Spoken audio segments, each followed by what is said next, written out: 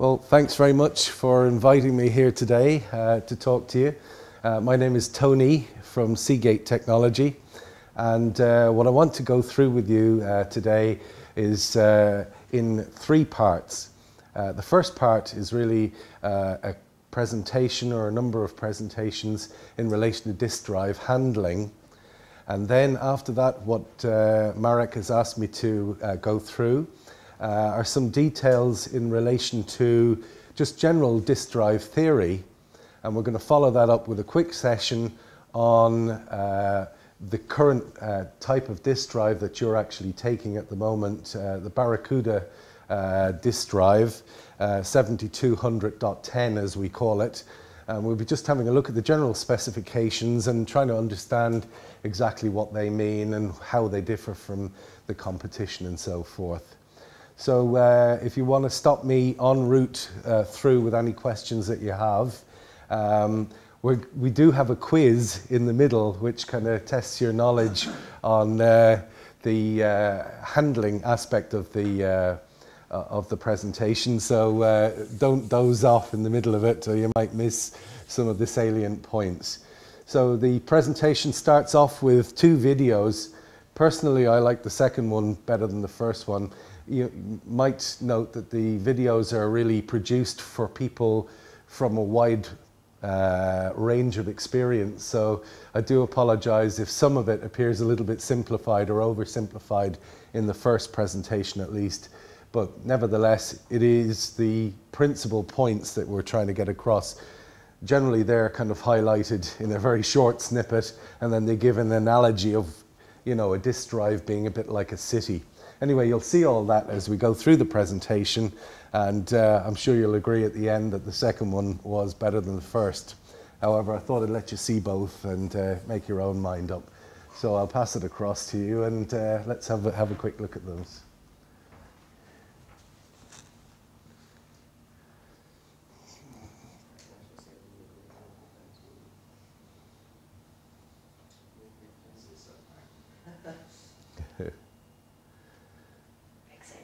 It's interesting, you guys can see everything. No, let's do a video overlay for VLC. So what you want to do is not have it on the screen there and have it on the thing. So what you need to do is set it up so that it's playing and then take the output away from the screen completely with FNF7 and take it over to there. So if you go here and then which guy will play for you? And does this work with shortcuts? No? Apologies for the delay. We're getting there. It's Martin's fault. Do we have a computer expert in the house? No, we've got a gang of bluffers. We'll just do the overlay. Where's your presentation ready set up? I'm just glad it's not my PC. It makes it takes the pressure off me. Is there a video overlay setting in VLC?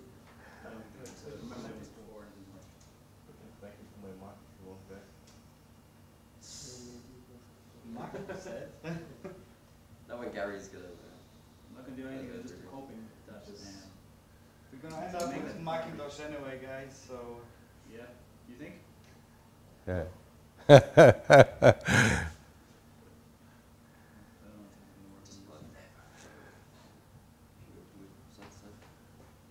Okay.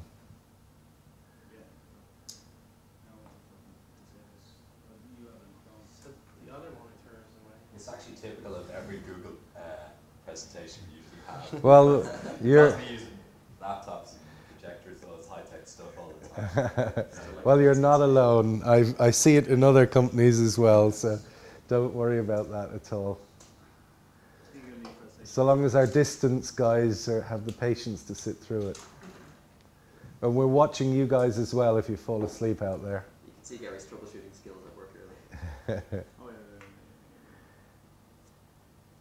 Get the monitoring. So it's seeing the projectors and monitoring to make that the primary. Get this up primary. It's going like, come on, get out. You're on the video. Sorry, dude. It's not even as we're on the stage. No pressure, guys, but you're on TV. Yeah. We've got a cat leaf, right?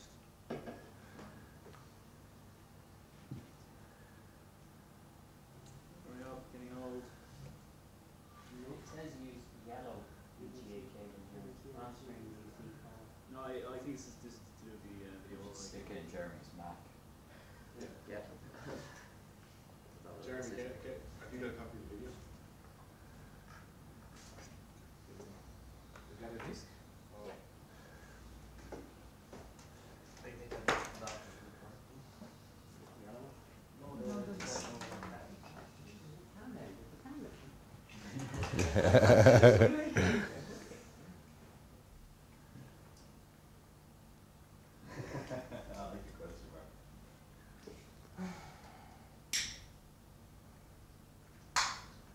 Yes, the superior operating system. Oh, you can see my OS, you just can see the video open.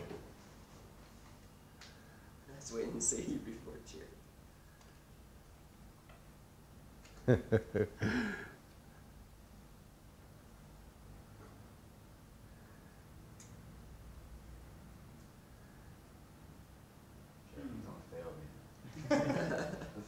Very good.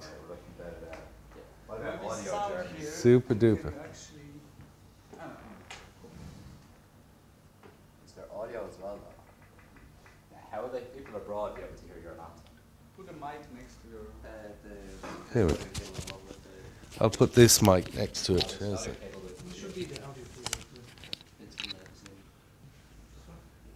All right. Apologies for anybody who's getting woeful interference on the audio.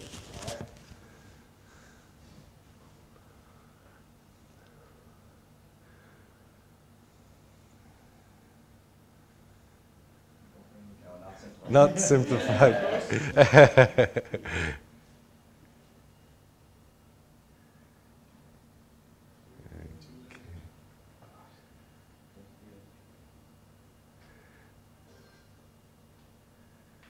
So it's either on the DC or. Now we should be hearing music. hearing something else. Yep. That's not happening, there is no hands. Do you want me to put this mic over there? It's probably, you analog.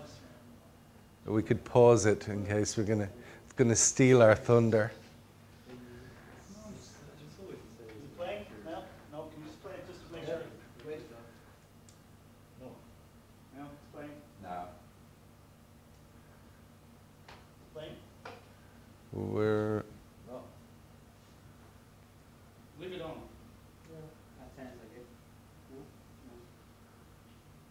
Right, select some audio. What about the source. VC? Yeah, pick up volume on the PC controller, Steve. 21 to the max.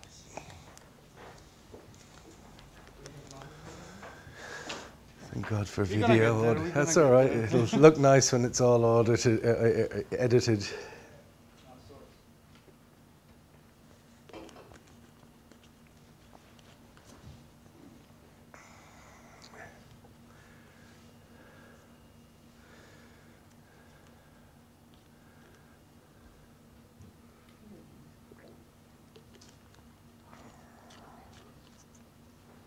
Right, just use one of the mics on the Just a table mic to next stick to the beside your laptop. Yeah, exactly.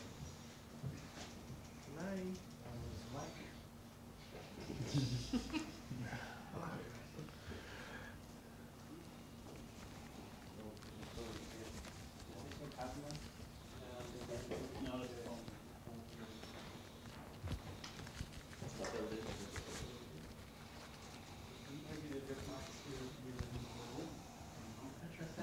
Don't they have an audio cable, you know, 3.5mm jack? It's right here.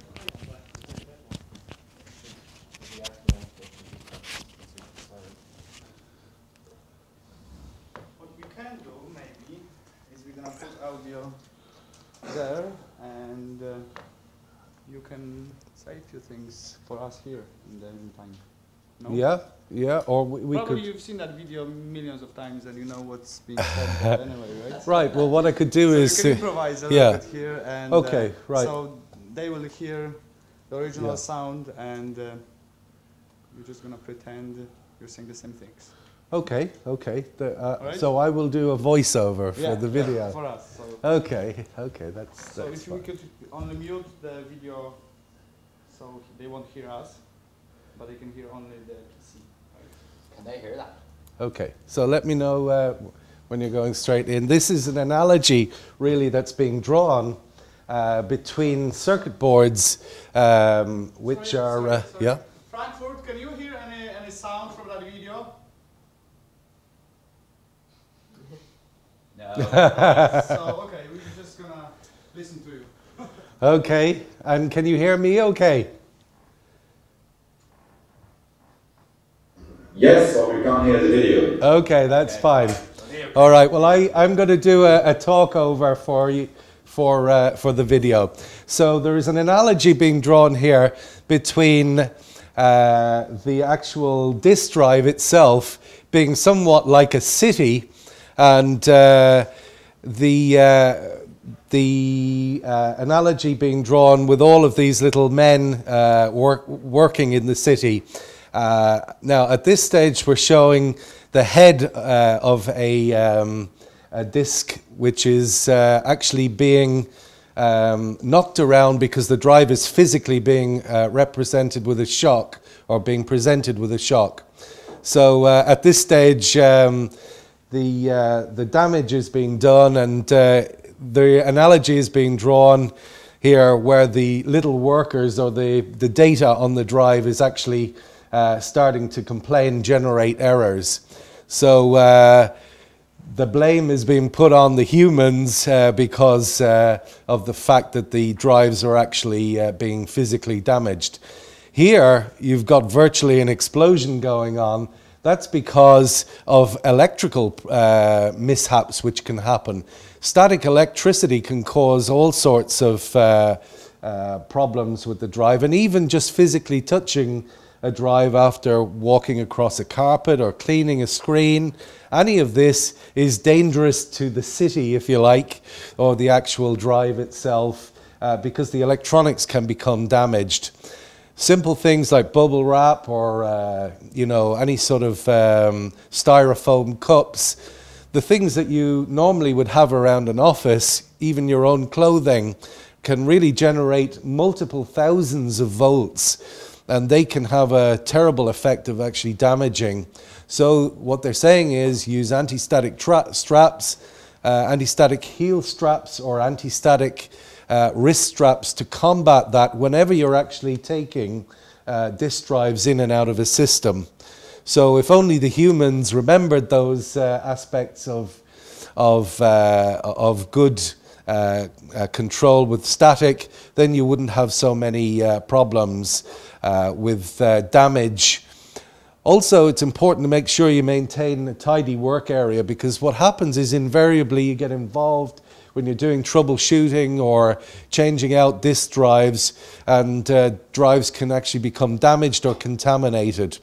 They're actually showing here an ionizer unit, which is a recommended process for people who are involved in the manufacturing industry. So we're seeing clips here again of the heads actually undergoing a bit of a knocking as they're operating, and drawing the analogy of something like an earthquake.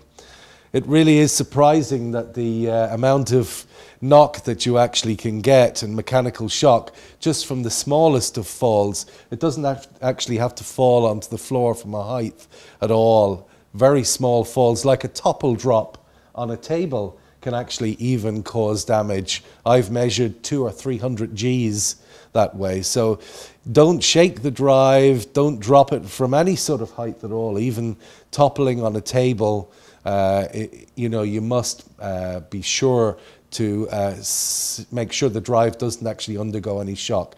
Here he's demonstrating the correct sort of method for handling a drive. Hold it by the sides. Don't touch the circuit boards if there was one on a bigger drive underneath, making sure that there's no contamination where you're placing the drive, and that you're handling the drive only from the edge. So take care when you're actually handling the drive, and make sure that you're not actually causing any damage. Check your work areas, make sure that they're clean and clear of clutter whilst you're working on it. Us techies tend to have pliers and tools and God knows what around the place.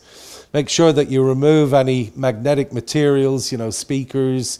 Make sure you're not working near any CRT type drive, screens and so forth. Avoid a situation where you're stacking drives. Putting one drive on top of another is definitely a no-no. Here he's actually, she is placing a label over the breathing hole. There's a breathing hole on top. Make sure you don't do that, and be careful as well connecting power with the connecting power cables or any sort of cables with the power on. There are exceptions to that, which we can talk about later. Here's a definite no-no. We see, particularly if somebody's fault-finding a RAID system, you know, you've got maybe a half dozen drives on the go, and people, for the sake of space, mount them vertically. Be very careful. I think he's putting an RFID tag on there. Be careful not to put any sort of excess pressure on the top of the drive. So the OR in care is to remember the ESD protection. Make sure that you put on your anti-static clips and straps and so forth, and that the drives are actually placed into totes or something like that to make sure that they can't possibly undergo any shock. So make sure you're handling the disk drives by the side, because any sort of pressure on the circuit board or on the top can cause problems. Putting the connectors in straight is very important, particularly those power connectors, as you tend to rock to try and get them to actually sit in. Make sure you wait for the drive to spin down before you remove it from any system, because the drive has to have time to park the heads before you actually put it down. So report any defective hard drives, and make sure when you're actually returning those drives that you actually pack them in anti-static material and put them into Seagate drive boxes as they were in the very beginning, before you actually ship them back to Seagate. So there are companies out there who have a tendency. I had one company who shipped stuff back in a pizza box. Another company gets a bucket and just throws all the failures in. So it's very important.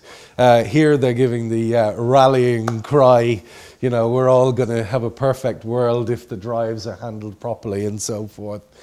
So I don't know, that was the presentation basically on handling. This analogy, I think, of the city is a good one, but I have a preference for the second video, so if you load that one up and we go straight into that directly afterwards. I hope I didn't rush too much through that. We have a presentation afterwards which goes through it in a more methodical way, so we'll load up the second presentation and go straight into that. And don't worry, the old quiz isn't too difficult, so the guys out in Frankfurt and around are getting away with it without the quiz being processed in front of them. Frankfurt, Munich, and Holland. All right, well, how you doing, guys? There's someone there from Hungary. Okay, well, there's a copy of the quiz available. I don't know if you got a chance to send it out, Marek. Yes. Okay. Email that I've sent to HubSpots International, there is a zip file which has A little. files that we need for today. So there is a quiz file there as well. Okay, so you can be opening that quiz file if you have a copy of it, and watching out for the answers as we go on the fly, so that when it comes to that point, everybody will know what the results are ahead of time. So we're loading up this second video, and these videos are really produced for people in a production environment, so bear that in mind. They mightn't be a perfect fit for everything that you do, but there are some very pertinent bits of information in them which are really quite important to know. Okay, in this video they draw an analogy with eggs. The idea being that a disk drive is as fragile as an egg, which is a better one, I think, than the one with the city. I don't know if we're not going to get any audio with this either. I'll do a talk through over the top of it. Okay. All right, so they're talking about a disk drive mounted in the heart of a system. Obviously, in your case, there'll be massive racks of these, but the idea is the same nevertheless, no matter which application you have. One of the biggest problems facing disk drives with process-induced damage is actually shock handling. This is the Factory of the Future machine where we actually manufacture disk drives. Marek wanted a clip of this, and this Factory of the Future machine produces one disk drive every 3.5 seconds, so it's all automated. It's not quite empty, a bucket of screws in one end and they come out the far end, but it's not far off it. It's an amazing piece of equipment to actually behold, it really is. So here we go with the disk drive at the heart of the operating system, and what they're doing is they're initially talking about this problem with shock, and as I said, you know, any sort of a shock, mechanical shock with a fall can cause damage from any sort of height.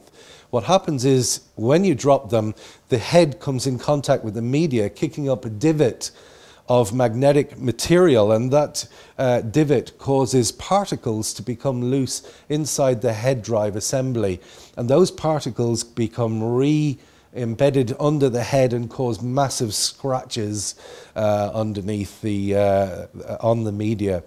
Here we're talking about shocking them with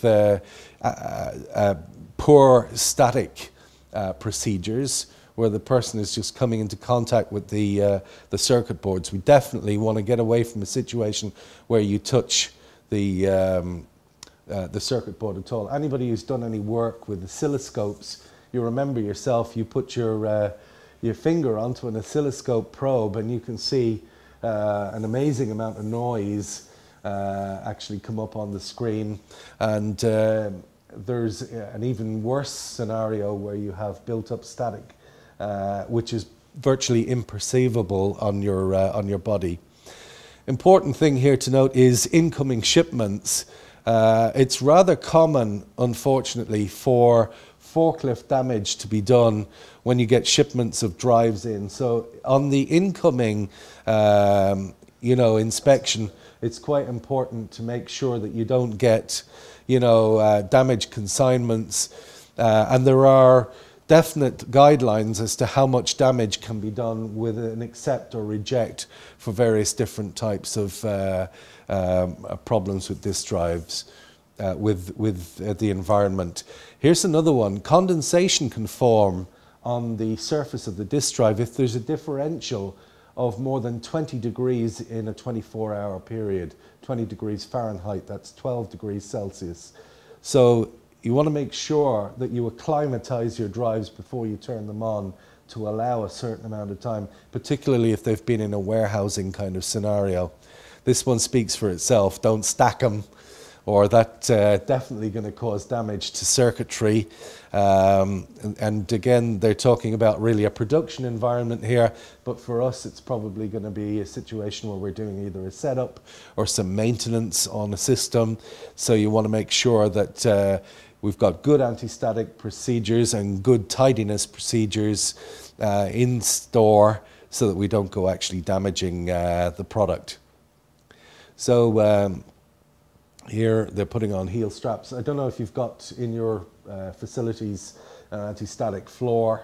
In those situations you're using heel straps. If you've no anti-static floor, it's quite fine to use wrist straps and earthed tables and so forth with good shock matting on the tables. There he's using an anti-static strap on a cart to make sure that there's no static build-up on the trolley as they're moving drives from A to B. Making sure to actually plug the connectors in good and straight.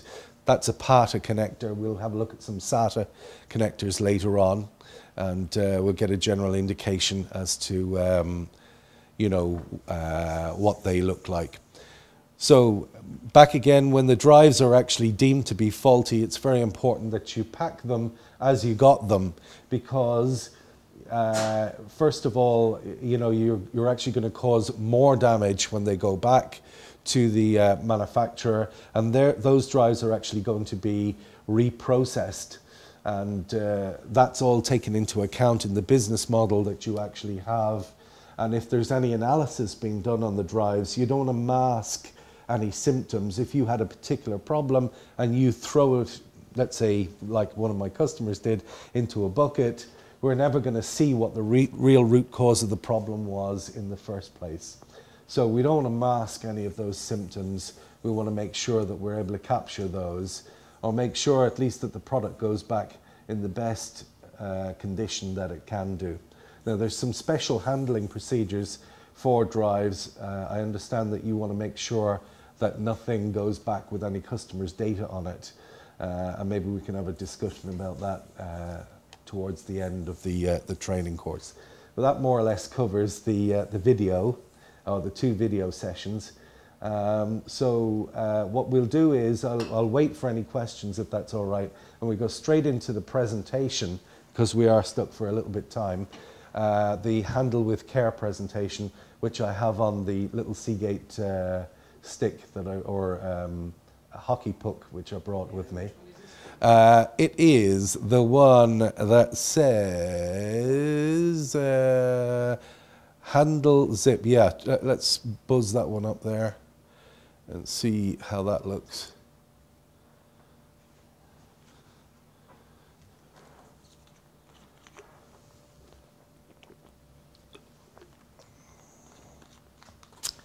Okay.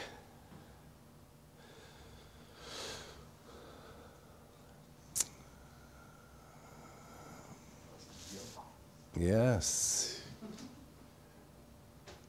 Oh.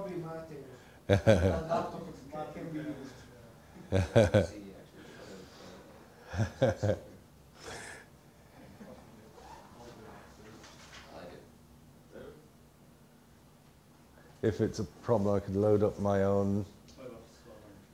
Okay. You're doing so well.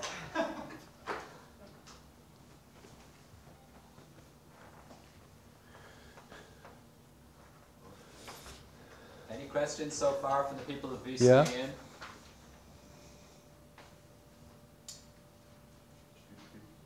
I'll take that as a no. Okay.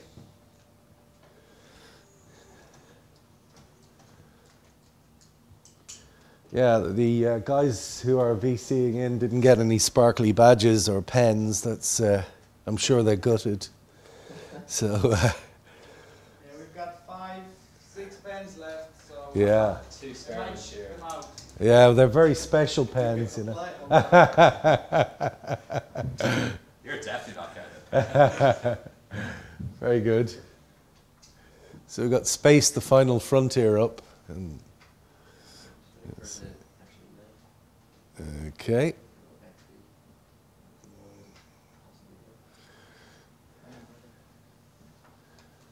So whilst that's all going on, I have a clear top drive here. I don't know if you guys can see that.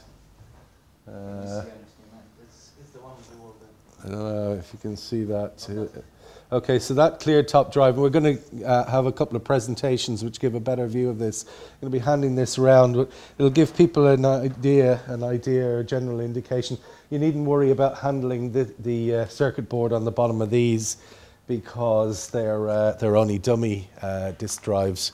But you can have a quick look as that goes through and see the sort of technology that's involved. And I'll name all the parts in a minute, and you'll get a clearer idea as to what's actually happening. Okay. All right, so drive handling, why is it important? And we're drawing an analogy here, rather than the city, as I said, on an egg. This is an older presentation. I like it better. So we'll, who's got the... Martin's the controller general, right? So Martin, thanks very much. If you click on the next one. So we've got 2 different types of failures, but basically from your perspective, rather than the manufacturing industry, we've got a situation where we've got the potential for customer data going down. And if you're particularly sort of challenged in the area of good drive handling, you could potentially have a situation where you have 2 drives going down in a RAID set. And if that happens, you might actually potentially have a situation where you would lose all the data altogether. So it's very important that you minimize the chances of any sort of data loss. you know, you're going to spend time fault finding and trying to get to the bottom of these types of problems. So that's your, I suppose, equivalent of a production time loss. You've got time losses with build and tear down. Then you've got to go into failure verification. We have a test system which I've delivered down to Marek, and some of you guys might and gals might be operating that, you know, that sort of system. The idea is that you make sure, though, that anything which is definitely known to be process-induced damage is not sent back, that's scrapped off before you actually process that drive back to Seagate. Because if it's definitely process-induced drive, handling drive, that's a scrap drive out, and you wouldn't be processing that one back to us. So shipping, all of these extra times and costs with the cost of trying to organize failure analysis, and then people get the impression that the drives are not particularly good, or there may be a perception that there could be a quality issue needlessly. So all of that is what we're trying to get rid of, those types of perceptions. So we've got a couple of different types of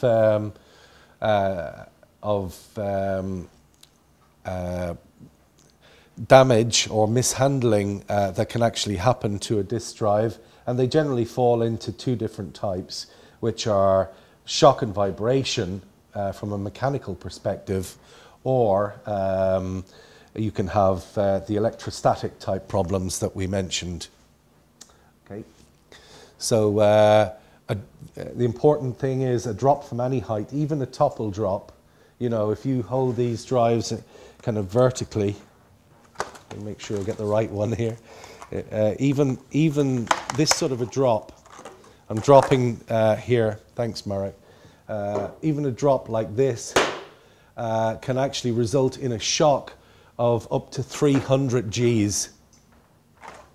A topple drop onto a table, so it's really quite amazing, and it's also fun to do.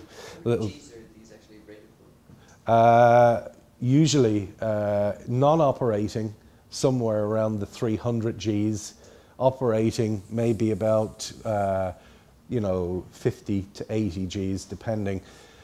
You know, it depends on the exact model, and you get much better G performance out of a drive which is like a notebook type drive, and in some cases we have a special feature called G-shock protection, and we have a little accelerometer on the circuit board, and if it notes a fall of any more than maybe 8 inches, what it will do is it will shut the disk drive down. And for any of you who like to play with your physics formulas, I think 8 inches is about 20 centimeters, and if you do your a half GT squared formula, it comes out somewhere around the from memory, I think about 200 milliseconds to actually park the drive, which is very quick. And if you compare that, I see a certain brand of laptop is common around here, and there is an equivalent, I think it's APS equivalent for that brand of laptops. And they do a similar system, but I think it takes 500 milliseconds to park the disk drive in the event of a shock. But of course, by then you will have fallen 1.25 meters if you do your half GT squared calculation. But there again, there are other benefits in that that system will work if you tilt the laptop as well, whereas our system only works on the basis of a shock. So that's an optional extra, that free fall sensor, as we call it, the G-shock protection. And it's really available for those people who are looking for drives that fit into a laptop or that. So a fall from any height can cause damage, basically. And the components that are subject to handling damage, the heads, we saw the heads kicking up a divot on the media. You can actually cause brunelling, as they call it, on the spindle bearings. There are bearings. Brunelling is where you actually flatten down a bearing because it becomes shocked. and the bearings become ropey, and then that means that the drive can't actually track on a particular track of data properly. And of course you can fracture the circuit board or whatever and do damage in that way. So the next one up is obvious types. You know, if we put on a disk drive in a test environment and you hear that really ropey sound, you generally get the impression straight away before you do any further analysis that the bearings have been brunelled and it has had a bit of a knock. So we can tell that because of the fact that the bearings are shot, then as I said, the servo doesn't operate correctly and you get excessive errors, and I'll explain when we do the disk drive theory portion about what I mean by this servo and keeping on track and so forth. You get excessive vibration, you get scratches on the media and various errors and so forth. And from the other perspective, of course, the PCB, the printed circuit board, can become unreliable, and all the various different failure modes that you get with cut tracks and so forth. So how does the damage happen? Well, it can happen in transit. You can get any sort of shock or impact, basically. But there are other things that can cause damage. For example, if you store the disk drives, in improper storage location where the temperature can actually exceed something in the order of about 70 degrees Celsius, in maybe some sort of a container or that, or if there was a lot of humidity, then what can happen is that the drive could be placed in a situation where it's outside its specification, and that could lead to either catastrophic or latent failure down the line after maybe thousands of hours of operation. So you have to be careful to make sure that the drives are well stored and well handled even before they go into a machine, and particularly when they're inside in a rack system, they're very vulnerable. We gave figures of 300 non-operating shock and 50 Gs operational shock has been typical. Obviously 50 Gs is not very much. If you knock a disk drive whilst it's on, then you have the potential to cause all sorts of problems with media errors that you mightn't even see for weeks later. Okay. So we've seen these items in the previous video, the sorts of things that can generate static. I won't call them out. You can have a quick look through them there. We saw most of them earlier on, but you should be familiar with the sorts of things around your work area that could kill a drive whilst you're working on it, and try and eliminate the cross contact. I would also put into that, things like mobile phones that are actually being operated close by the disk drive itself. So the effects of electrostatic discharge, and there we can see, various different voltages associated with different thresholds of perception. And, if you're taking your jumper off in the dark and you can see the flashes and hear the crackle, at that stage it's already gone up to about 5,000 volts. But, you mightn't actually be able to feel it at all below 3,000 volts, because the discharge is so brief that, and it's generating such a small amount of current that you probably won't actually even realize that you've got these sorts of voltages floating around on you all the time. And you would need something like an electrostatic discharge meter to actually even measure the situation. So you see people like sitting down with the disk drive and then putting their hand onto the frame of the machine to try and discharge themselves and then going to work. But in that sort of a situation, just moving your arm backwards and forwards can actually generate static of maybe several hundred volts after you've done your little discharge trick. by trying to earth yourself down. The only way to do it really properly is wear a discharge strap.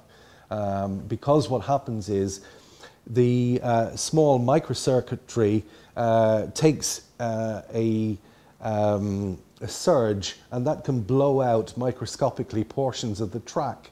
And that generally will not mean that the drive will fail, but certain components within the circuit board or on the circuit board will run hot. And then after a period of time, they will fail in later life, leading to a scenario like latent damage.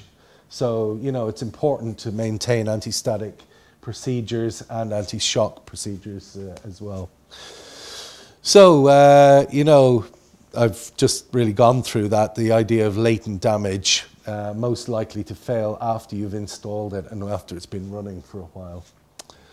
So it's going back over this idea of making sure that you earth yourself. If you're earthing to a workbench mat, make sure that the mat itself is actually earthed as well. And they're talking about the other things which generate electricity, static electricity there. Okay, so handling rules, you know, make sure you don't stack pallets one on top of another. I don't know if you'll be getting that many. Maybe in a setup or in an upgrade situation, you might get in, you know, a couple of pallets of drives or whatever.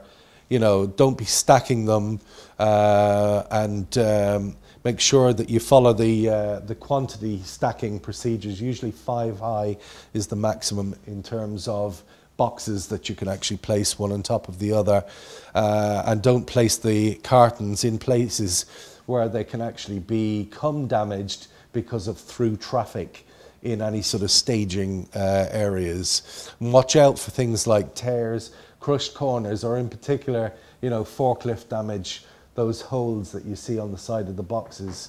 Make sure that you report those and reject the drives at the point of incoming delivery. So, more handling rules, don't stack them. I'm not going to read them out to you. I'll give you 2 minutes to read them for yourself. Handle one at a time is an interesting one there. Don't be doing the, you know, large bundles balancing act. Make sure you leave the drive in an anti-static bag when you're returning it. Okay, everybody finished that one? Okay, next up. Actually, sorry, I have a Yeah. question. Because you say Sure. that we can't stack the drives, and we all know that. Yes. But hypothetically, what Hypothet- happens if I do stack 3 drives Oh. on each other, and like, what exactly happens, and what might happen when I do that? Okay, hypothetically, would this be in an operating scenario or a non-operating scenario? Okay, all right. Well, in an operating scenario, you might think that you might get magnetic or electrical crosstalk between the drives. But generally, if drives are put into a RAID system and they're racked up, you know, physically nice and tight in a kind of a RAID shelf where they are properly mechanically secured, then there is no problem with that. What they're talking about here is really a non-operating scenario where the drives are actually stacked up on a shelf or actually on a workbench because of the lack of space. And there's a danger, excuse me, of somebody knocking against them and them falling down. And in that scenario, there is always the danger that components can become chipped off the circuit board. Generally, the shock, the physical shock damage, the potential to have physical shock is the principal reason why you wouldn't, you know, why you wouldn't knock them or why you wouldn't stack them up vertically.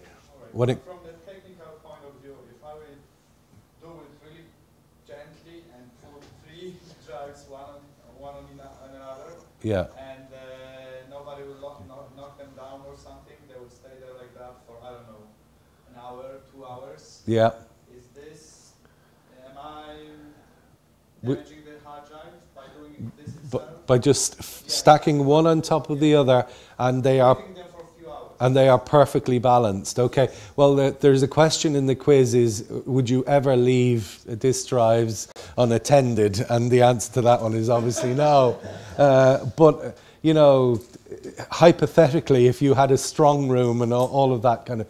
The bottom line is, from a physics perspective alone, what you're asking me, is there any physics involved in an interaction between those disk drives?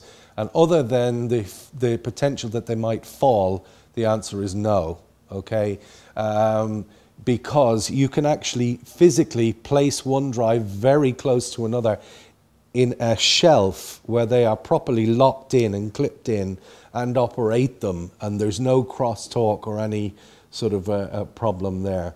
So the answer to your question is it should never really be done, but once you understand the reason why it shouldn't be done, then in a real world situation, it's practically up to yourselves. You know the right thing to do, and then whether you make a business decision not to do that or not is up to you. You know the dangers, and the decision is yours, you know. But I can tell that there are always constraints, business constraints. You know, maybe there's insufficient, work area for fault finding because, you know, the density of the systems is too high in a particular area, and you have to work around it. But now that you know what the potential for damage is, your business decision, you make it best call that you can, and you know that there's no physics involved in an interaction, a physical interaction. I mean, it's not like as if the drive stores a charge that's potentially going to be, you know, shorted out because it's left one on top of the other or something like that. So I hope that answers your question as kind of surreptitiously as possible, but I hope it gives you an indication. The answer is you should never do it, but practically it's going to happen, you know. I have another question. Sure.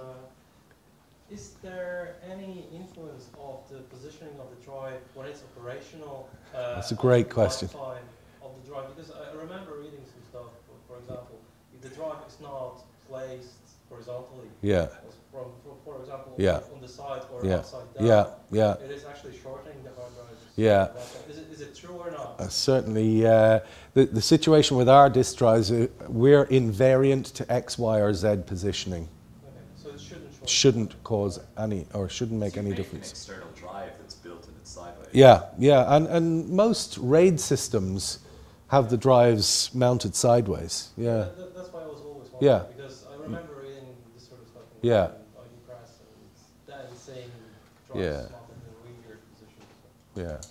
Good question. I have a quick one for you. Sure. You mentioned the temperature variance. Yes. It's in our environments. You could be talking about standard room temperature in a warehouse, which is Yeah. approximately 10 or 12 degrees. And once those drives are turned on, when they're busy doing work, they're very hot to touch. I have to assume they're 40 or 50 degrees. Yes, So yeah, that's right. Yeah, that's yeah. huge. Yeah. And it's well above the threshold that you mentioned earlier. Sure. No, I'm talking about in a situation where you have a non-operating drive, you know, in a storage environment. So once they're operating, you know, the amount of heat and wattage being dissipated in the drive is going to, loosely, I'm going to use the word burn, but evaporate off any condensation that is likely to occur. And that really is the purpose of the breather hole, to make sure that you get an equalization of pressure inside and outside, so that, you know, pressure, volume and temperature can get equalized, and you don't actually have this problem once the drive is actually operational. So the heat of the operation generated by the drive actually helps to eliminate the condensation in that sort of a scenario. But it is important from a non-operational perspective, where, let's say in the winter, you know, a truck container could have arrived at the back dock of some place, you know, and it's freezing outside, and they're brought straight in, you know, to maybe a warehouse that's maybe 15, 17 degrees Celsius warmer than that. It's not so much of a problem in Ireland because generally our differentials aren't that big, but elsewhere it can be a bit of a problem. Maybe the guys on continental Europe might have a bigger problem with that than we do. So that's that. Everybody happy enough so far? Yeah. Thanks for those. And if we go on. Okay, so make sure that you use the correct tooling, and they start to talk here about making sure that you start the screws off by hand. If you've got electronic screwdrivers, they talk about making sure that you only use a mechanical handheld screwdriver to start the screws and then finish them off with an electric screwdriver. In production terms, we always give this advice. To be honest with you, I've rarely seen it actually acted on.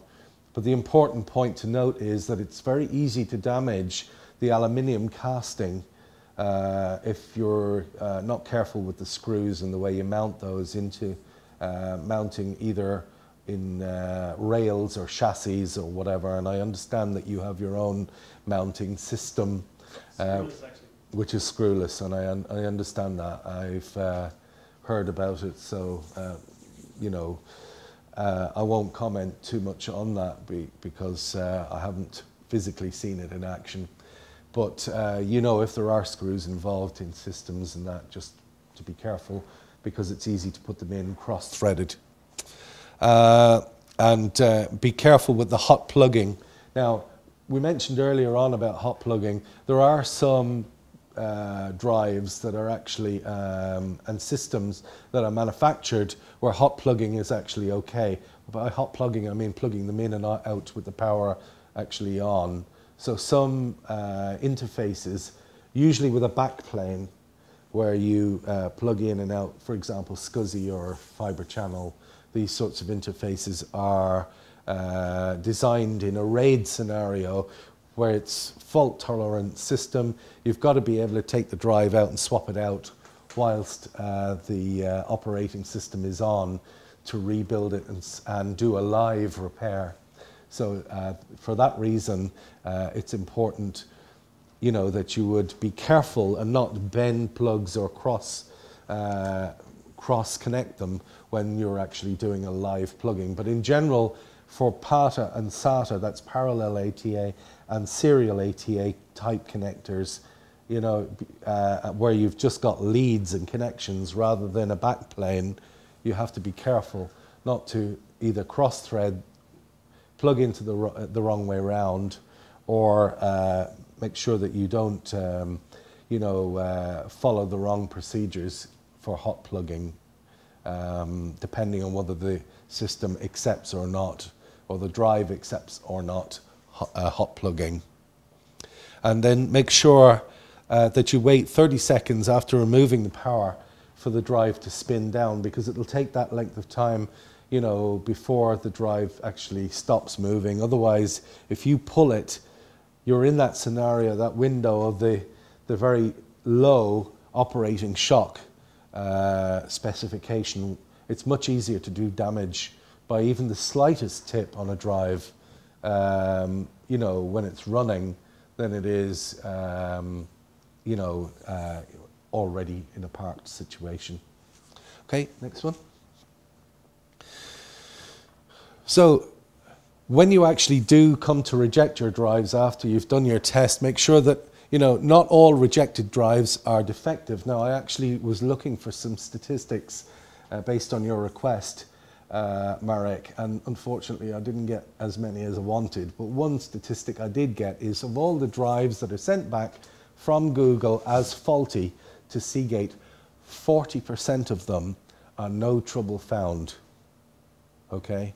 So that would be a scenario where there's something else wrong with the drive. Now, depending on the manufacturer and the system and so forth, you can have a situation where maybe the data is wrong or the formatting is wrong on the drive or something else like that. The drive gets rejected for a real problem, but it's not actually a physical problem with the drive. So we will have to be careful when we're sending these drives back to make sure that they are not actually, you know, just thrown into, you know, as my other customer did, throw them into a box or a pizza box or whatever it is. Make sure that they're sent back in the original packaging so that we can actually recover those parts or do further testing or whatever it is. Because again, if you send them back damaged after they've actually failed, we lose all that data, and it also affects the business model that we have in terms of pricing and so forth in relation to recoverability. Okay, it makes things dearer for you guys then. Okay. So, yeah, if we do all of this, we get the, it's our American colleagues put this slide in for us. They're very win and focused and all that kind of stuff. So, so thank you very much for your attention. Have you any questions from our distant... Any questions from mainland Europe? Yeah. From the mainland? Oh, no, no. No? Okay. Everybody else okay? I don't think anyone in Holland either. There's no way. No, they're hiding behind curtains. We've got a blanket yes. We're here. No questions. That's good. Thank you very much. Well, we're going to go straight into the quiz now. If we can just pop the quiz up on the screen there, and I'll give you 5 minutes to have a quick squint at that. See if you can go in through the answers, and I'll come back to you in about 5 minutes then, and we'll go through the basic disk drive theory next. So Yes, 5 minutes. Round to Hard Rock Site, or Hard Rock International, for everyone else. By Mark, I believe. Okay. Okay. So we're going to take 5 minutes to go through that quiz.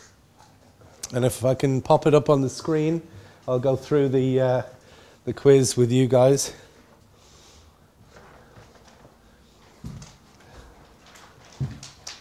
Did you send out the answers with them? Is it the answers on the flip, or are they? The answers are there, but I'm quite sure nobody actually Needs them. reads them. Yeah, that's all Mark right. has sent you the answers as well, don't read them. Okay. All right, so in order to quicken things up a bit, my eyesight is not doing me any favors here. Finding it a little bit difficult. Occupational hazard. Yeah, I think so. I blame the screen. Huh? So I'm not sure I can read that. I might read it over the top of somebody's shoulders. If that's. Read it on, Mark, can you read it on your screen as well? It's on the screen. Or maybe Martin might help Mark, us you can read it first. by doing. I'll get my reading specs if that's okay. Mark, read out the text first.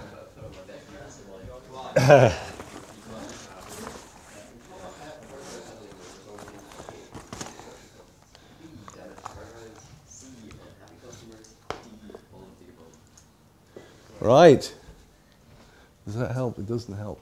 So, Proper okay. hard drive handling will result in A, increased production costs, Yep. B, damage to hard drives, Yep. C, unhappy customers, Or- or D, all of the above. Thank you for reading that. So the answer is, of course, D, all of the above. So next one, typical signs of damage to shipping cartons are, can't see the next bit. Water stain, Yep, bent corners. yep. Ah, holes thank in you. box, all of the above. And again, we've got all of the above. So use what to open anti-static bags? Use your fingers, use a screwdriver, use the scissors, and A and B, which is your fingers and screwdriver. So the answer to that one is that you should be careful, obviously, not to damage the surface of the circuit board. So we're talking about using fingers only, not using a scissors or anything sharp or any of that. So number 4, outside the shipping cartons, handle only how many discs at a time? 1, 2, 3, or as many as you can hold. So the answer to that is A1. Only handle one disk drive at a time. So the safest way to leave drives unattended, this was the question that we had a chat about earlier, is in the vertical position on the edge, on their end. So that's balanced up on their side, so to speak. In a horizontal position, flat on the table. Both of the above or none of the above. So a horizontal position, flat on the table is the correct one there. So to prevent stripped threads, that's where you put in the screws and they're actually damaged, damaging the deck inside the aluminium deck, so mounting screws. So to prevent stripped threads, all hardware mounting screws ideally should be started with a manual screwdriver rather than going straight to a power torque driver. But again, you know, the situation is that experience shows that's rarely the case. The proper way to connect mating interface and power connectors is straight on without any rocking, B, by rocking the connector slightly, C, by observing proper connector keying, and D, A and C. Well, A, straight on without any rocking, and by observing proper connector keying. And that's important, of course, in the case of PATA drives, because you get that post beeping at the beginning where the system can't start up properly. So important that. So the number 8, the recommended way to stack multiple unpackaged drives in a hypothetical situation where that might happen would be vertically, only 2 layers high, with the PCB facing up, or none of the above, and the correct answer is none of the above. Number 9, the minimum weight after drive power is removed, the minimum weight after drive power is removed before the drive or the system may be moved is, and you all remember it was 30 seconds. And a drop from what height may damage the drive? Now, this was irrespective of what I was talking about the free fall sensor. This is in general with disk drives. A drop of any height can damage the drive, so it's all of the above. Okay, so some more true or falses. Some hard drive damage might not be visible. Well, that's true, because inside on the actual media surface itself there could be, you know, various different defects. Number 2, rocking interface and power connectors on and off is acceptable because it's the easiest and fastest method. That's a load of codswallop, so that's false. Number 3, proper handling is not needed if a drive is in its Seagate shipping packaging. Well, that's not true. Obviously, you have to handle them carefully inside the packaging, or else, you know, they may become further damaged. However, I have a question, because I know that you can't like drop the hard drive on the desk, Yeah, or anything, but if we use those plastic yeah, containers, yeah. is there any difference if I drop the hard drive like, you know, Yeah. like that?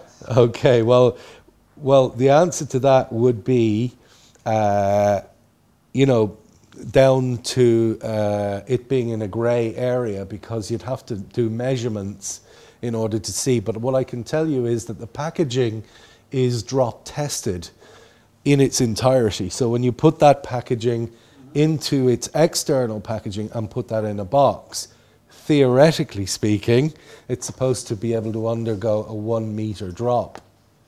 Okay, so but a box full of hard drive with the plastic shells inside, yeah, can theoretically be dropped from 1 meter, yes, Nothing bad will happen.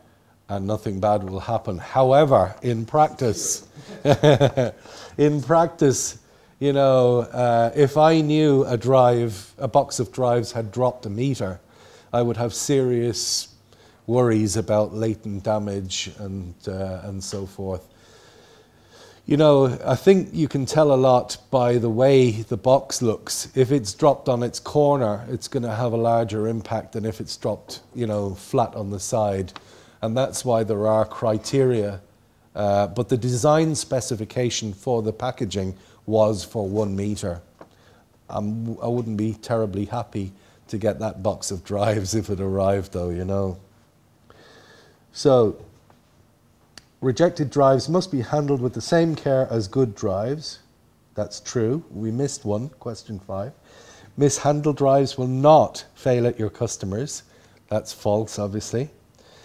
You can make a difference. You can make a difference in the quality of the hard drives you process, unpack, install or pack, and that's true. If you use proper ESD grounding, then it is acceptable to hold the drive by applying pressure to the PCB, the circuit board. That's never true. And you can use any packaging, including pizza boxes, for returning failed drives because they are already defective. That's a definite no-no. And a hard drive should be handled with the same care as an egg, which brings us back to where we were in the first place, and that's true. It's a general good rule of thumb that the shock is about the same as for handling a carton of eggs. So that more or less brings us to the end of the handling section, and thank you very much for your attention on that. I hope the late start hasn't dragged us too much out of kilter. The next portion of the presentation that I'll be going through is a general disk drive appreciation kind of a presentation, and after that what we'll do is we'll take a quick look at the 7200.10 disk drive and some of the competitive disk drives that are out there, and that'll give us a general indication of the state of the art, where it's at now, what's coming, and all of that kind of thing. Any further questions? Quickly, while you're still talking about yeah. Those plastic containers, yes. Are they anti-static or not? Yes, they are both anti-static and anti-shock. Okay, then just to satisfy some curiosity I've had. For yes. as long as I've been seeing Seagate, they've either come in those containers or simply in an anti-static bag. Yeah, sure. If one is anti-static and anti-shock, and the other is simply anti-static, why ship them in the bags at all? Why not ship everything in those plastic? In these, yeah. Right. It's all down to cost. These are obviously a better scenario, but what's happened is they've done a cost-benefit analysis on these and on the difference between shipping those and shipping in in just an anti-static bag with the modified internal packaging, and there isn't that much of a difference, quite frankly, as regards the extra cost of you know, producing these what we call seashells. So it was deemed that really, you know, we weren't getting our extra bang for our buck across the board, and so the idea is that they're migrating away from these, and this is the last information I got, in order over to.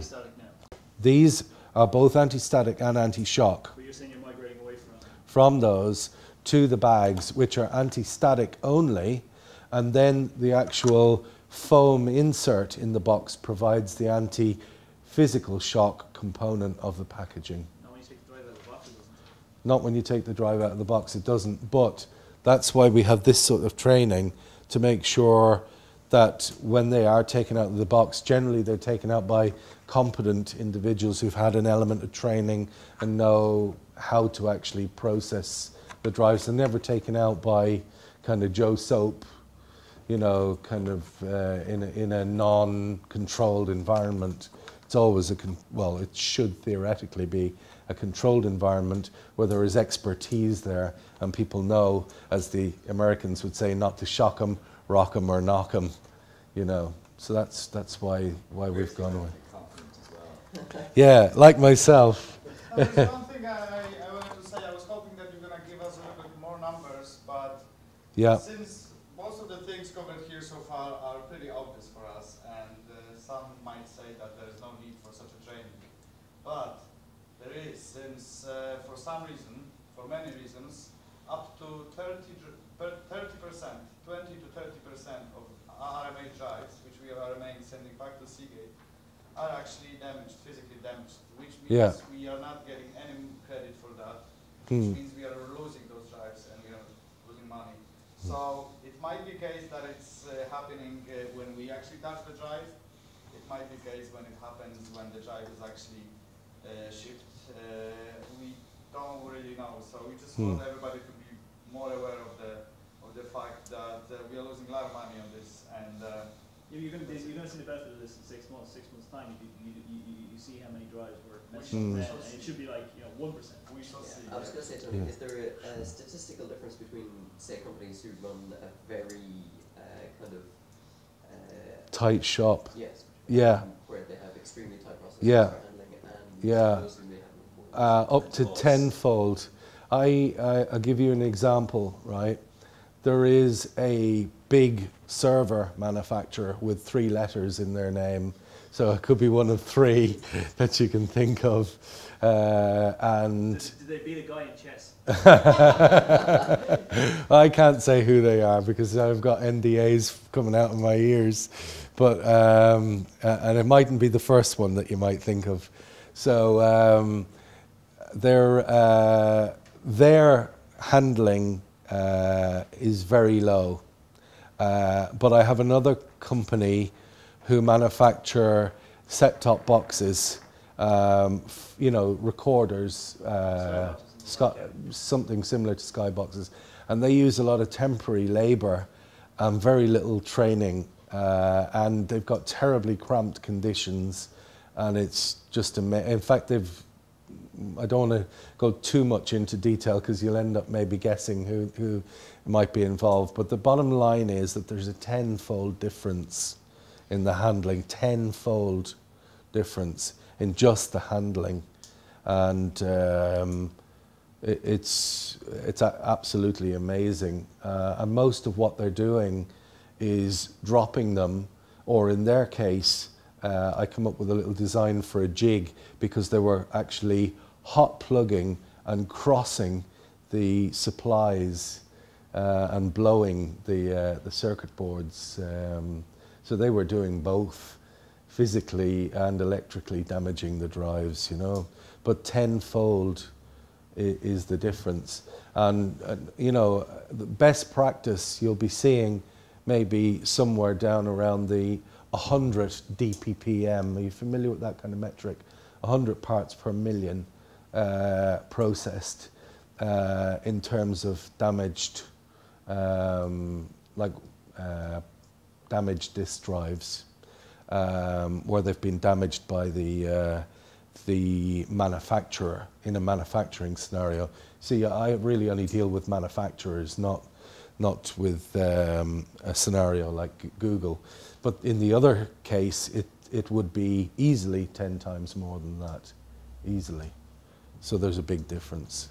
Okay, so we certainly probably should be able to improve on board. Yeah, absolutely, and absolutely. But the key is, this is the key. When a drive goes faulty, don't let this thought go through your mind. The thought that goes through everybody's mind is, sure, it's gone, it's faulty anyway, what the hell, I'll just, I don't have to worry about that one, that's faulty anyway. The mindset we're trying to get across is, if it's faulty, then treat it like as if it was a brand new one still. If you take nothing away from the handling, this is the important key message. If it's faulty, continue to treat it like as if it were a real working drive. What will happen then is, when it gets back into failure analysis, you'll get the benefit of a real Pareto of what the real failure was in the first place. At the moment, as Marek said, we've got a situation where the failures are being masked by subsequent mishandling on the drive. And that's just because people say, oh, what the hell, sure, isn't it damaged anyway? Would that be a fair? Yeah, and without giving out any of our secrets here. I'm good at keeping secrets, as you've heard.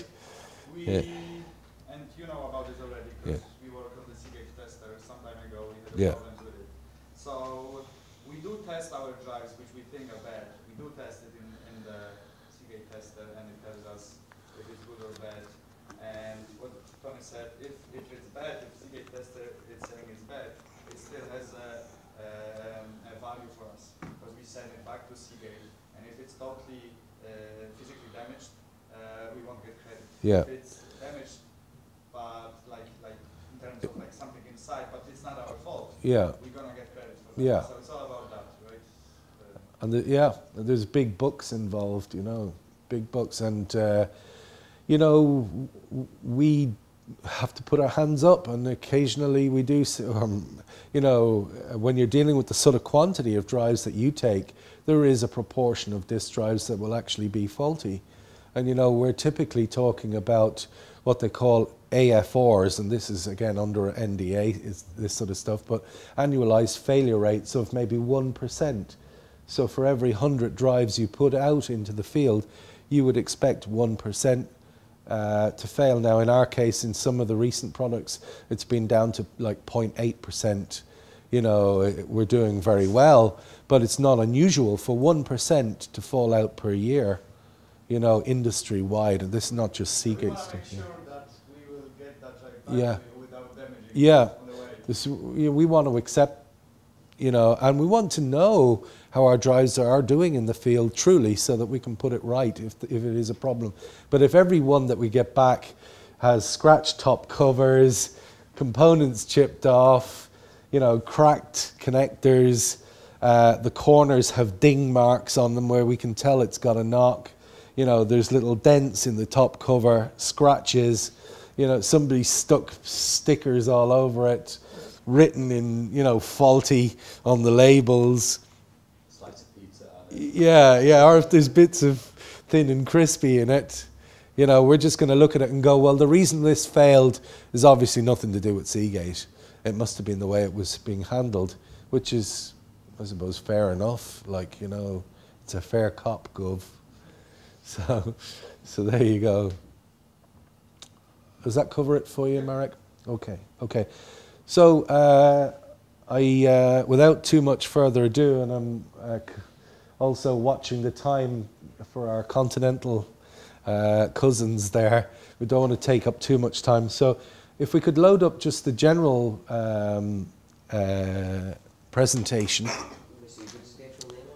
Let's have a go. The one with the word Google in the name. It's something like Basic Drive Theory Google 1. The hood of IBM statistics, hard.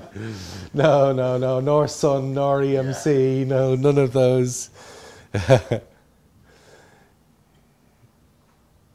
Okay, all right, so this is a blow-up picture of a disk drive, and it's nice and big, so I can get an opportunity.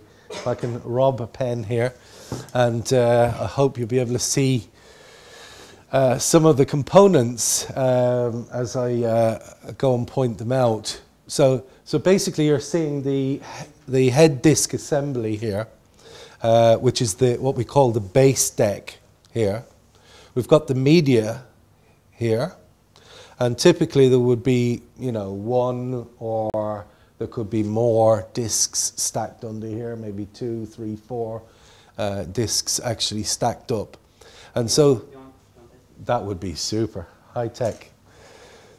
You'll see my shaky hand now. So we've got this locking ring which locks all of these disks into place here. And if the disk is dropped, one of the things that happens is that this media actually drops, gets shocked vertically in this direction, gets shocked, and the mounting, which is here, isn't able to hold the media tight into place. So what happens when you power the disk drive on is you get a vibration, because the balancing of the actual media on this motor hub here is actually put out of kilter, and that can actually cause this vibration. Here we have the read arm, and that arm has a head on it, roughly where the spot is. I hope you can see that over our distant correspondence there can see that. So just on the very end of the arm, there is a little point which is about the size of a matchstick. And that point, we'll see in a later slide, is a better picture of it. But that's basically where the head is. And there's a flexible piece here called a gimbal. And then this is like an aluminium bracket that actually holds the arm in place. And it all pivots round here. So this is like a lever with a back end on it here. And it all rocks, this lever here, all rocks around this central point. So this is called the E block, okay? And this is the reed arm, if you like. And it rocks because there is a big coil in here, roughly where I'm pointing out. And this whole section here is a magnet.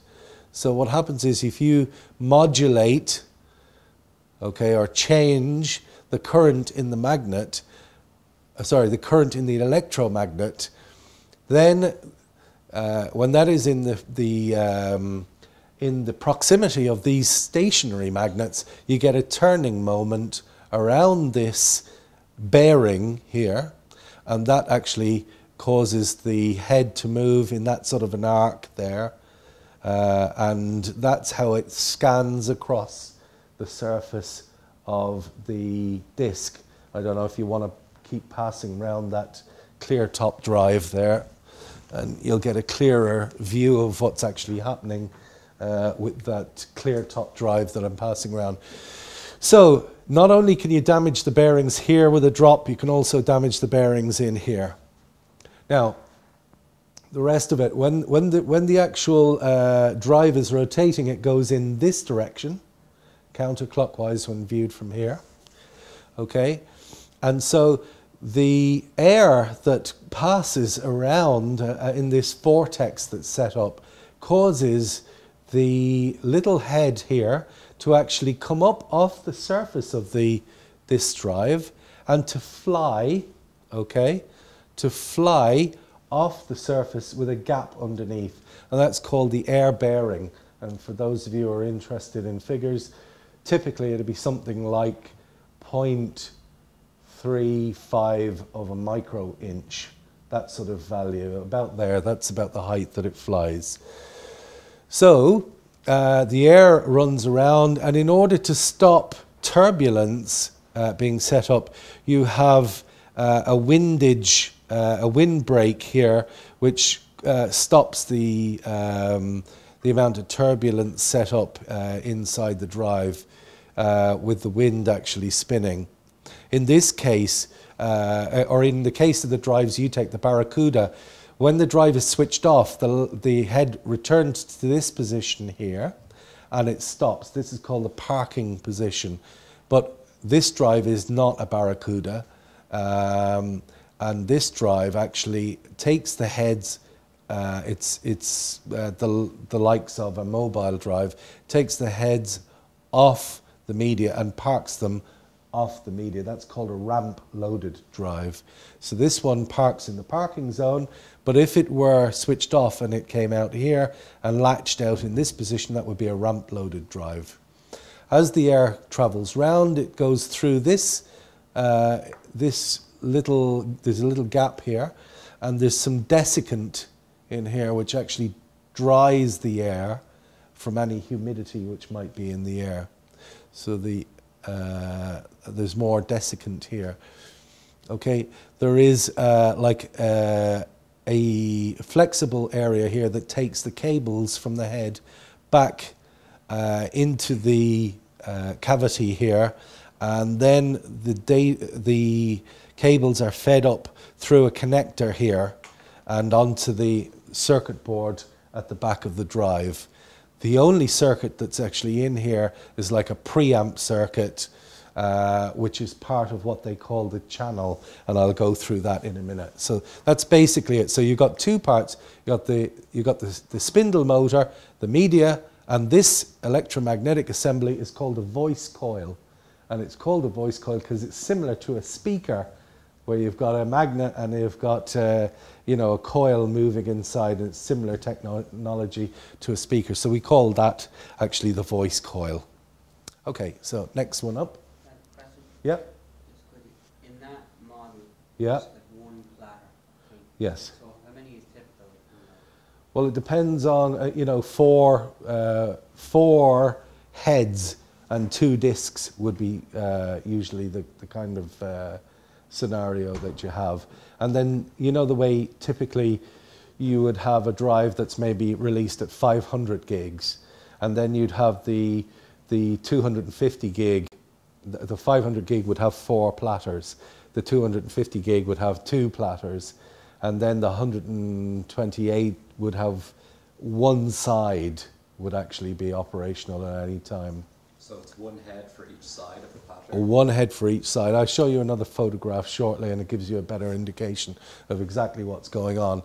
Here it's a little bit deceptive because it shows you one head per disc, but if you actually, and this is where I'm missing my flow chart, or my flip chart, but if you imagine a situation, I'm just going to put my hand up like this, okay? And you're all right, Marek, I'll demonstrate it. Okay, okay. We're going to draw a couple of pictures here, so just bear with us.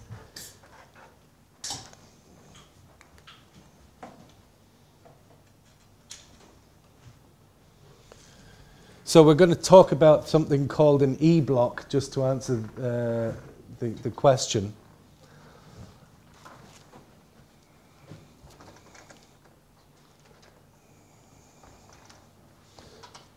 Thank you.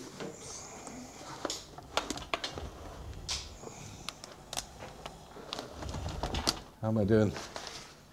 Yeah? I'll try and draw nice and big. So supposing you look at the disk drive, and I'm actually looking at the disk drive, and again, this one here is a demo drive, so I've got no anti-static on me, but you'll bear with me.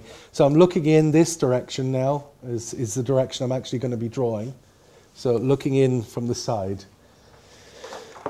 So I have the motor, something like this, and the discs, which are, and again, maybe in this case, we've got a 500 gig, so we've got two discs, platters, which are actually on the side of the, I'm going to actually draw a third one just to illustrate the point. I mean, the idea being that, you know, since aerial densities, since the amount of data you can get onto a drive has become so great, the idea is that manufacturers are now to keep costs down, are not doing multiple platters anymore. You know, try to keep it down to 1 or 2 platters is the general rule of thumb. So I'm going to now draw the spindle part, the voice coil portion, and that's the portion that we spoke about with the rocking arm that has the reed heads on it. So that if we imagine there's the bearing, if we were looking down in this direction, there's the bearing like that, and we have a number of aluminium fingers sticking off. My drawing is, you'll have to bear with it. And that's why we call it an E-block, okay, because it looks like an E from the side. So this is an aluminium casting. And then what you have is a thing called a suspension, which is like a tin foil, for want of a better description, arm that comes off, and that pen is a little bit dicky. And the suspension comes out like that. It's a flexure. It's a flexible tin-like suspension. And then the head sits on the end and reads the data. So you then have the B side of the disk, if you like. So this would be what we call disk 0, surface 0, surface 1, surface 2, surface 3, surface 4, and surface 5. So we have another one which comes up like that, And then there's another one which goes like that, and another one which goes like that, and another one, and so forth. Okay, so depending on the disk drive that you buy, and again I say it's usually 4 heads, 2 platters. These are the platters, 4 heads, but you can have, normally it would be just 2, normally just 2, but you can have a situation where they take out 1, and those drives are called a depopulated drive. And in a situation where there was maybe 4, you could take out every second one. That would be a depopulated drive, leaving 2. And then sometimes there was actually a situation where you'd take out, the next step would be to take out, remaining 2, take out another one, and that would be a double depopulated drive. So a depopulated drive would be something nowadays like, say, a 500 gig drive that's been depopulated to 250 gig, and maybe then a single head version might be the 128 gig version of that. Is there a particular reason why you depopulate a drive if it's already been manufactured? Sell it for cheaper. Right, yeah, basically what you're doing is you're selling the cheaper version, you know, 128 gig. Okay, is this done pre-manufactured though? I mean, Oh yes, this is all, yeah, this is all, it's not depopulated in the sense that somebody has come along and take the media out. So it's depopulated the design. It's, the design is depopulated, yeah. It's the way you get the lower capacity points from the same areal density. The reasoning is that, you know, it's easy to make, you know, Yeah, generic. the same manufacturing Yeah, process. exactly the same manufacturing. Yeah, you make the generic product. Okay, thanks for that. So we've got the discs here, and our E-block is only showing half of them, half of the suspensions here. The data comes off in through this read-write channel and goes out to the controller, and that's what the interface sees. It could be SCSI, ID, it could be SATA, PATA, whatever it is. Okay. Now, when the read-write channel decides to write in a particular location, it then moves, okay, moves the head, the voice coil motor, moves the E-block using this positioning system. And all the while this is happening, there is a speed controller which is making sure that the heads are actually, that the discs are rotating at a constant speed, and that's done with the back EMF from the motor. It's actually usually a 3-phase motor, a little tiny 3-phase motor that's actually being used. So, in order for all this to work, there are usually at least 2 microcontrollers on the circuit board actually processing, one usually for the interface and one for the positioning system to make sure that the heads get told to go to the right place and so forth. And it's possible to actually change the characteristics of the way a drive will actually handle by changing the microcode in those little microcontrollers. So you can have a situation, for example, if the disk drive is primarily going